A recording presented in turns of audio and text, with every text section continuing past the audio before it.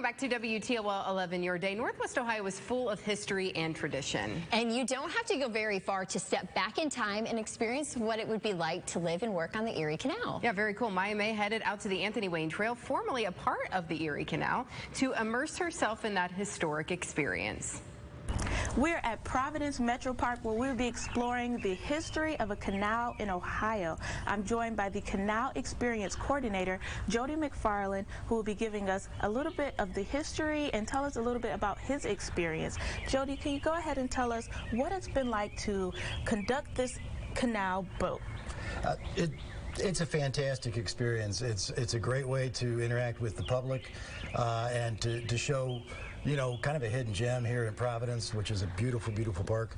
I've been here almost 8.5 years, and other than a couple years where we had to disappear for COVID, you know, it's a great staycation spot for families. We see a lot of field trips, so we're able to share the history of the area of Providence, the history of the Maumee River, the history of the Miami-Erie Canal, which actually went from Toledo to Cincinnati in the 19th century. And it's a great way to get people out and see this park and see the natural features here as well.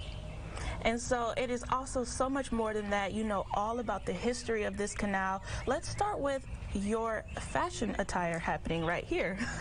Yeah, well, this is not my normal run to Kroger clothing, but this is period appropriate attire. The Canal Experience, when we operate, we are first person interpreters.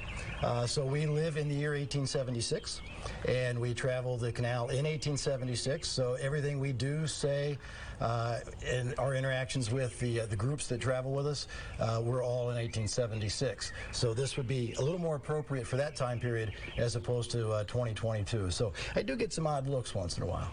When they look outside the windows on the canal, what are they going to see? You're going to be explaining the history. What does that look like? So we'll explain some of the history. It looks a little different now, obviously, than it did once upon a time. There are some modern factors that you have to account for, but generally speaking, they'll see a lot of the natural features of the park.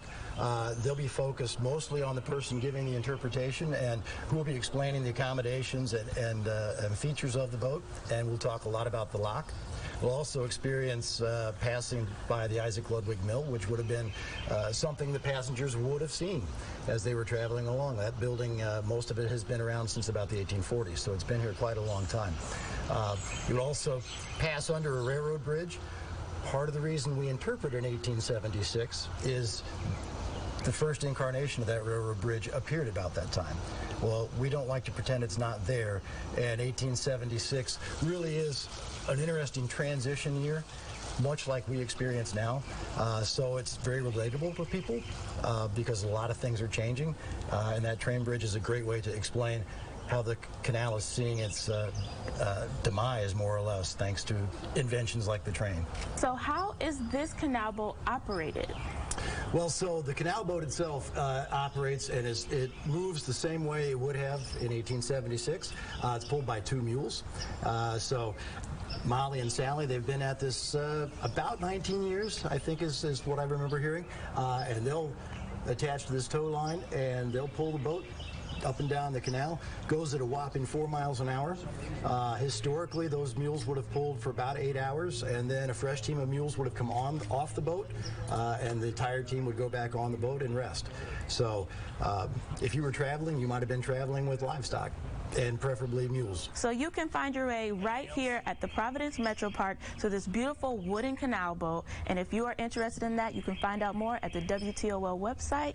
In Grand Rapids, Maya May, WTOL 11. I've done that. It's so much fun. It's really cool. I was going to say, I think it's on my summer bucket list. You should put it on your list, and you know, it's just kind of in the middle of this metro park, and it's like, oh wow, let's go on a boat ride. And it's they do it in that, you know, the historical, and it's just a lot of fun. So I highly recommend that.